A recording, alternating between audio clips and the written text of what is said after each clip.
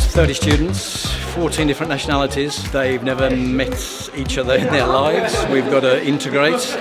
They've got to meet each other. They've got to get on with each other. They've got to learn to work as a team. So the whole week is dedicated purely around this idea of getting to know each other in a less formal fashion, in a less formal manner, so that they can actually create links and contacts as humans and rather just as students in a school. Today, we're going to visit the Eiffel Tower.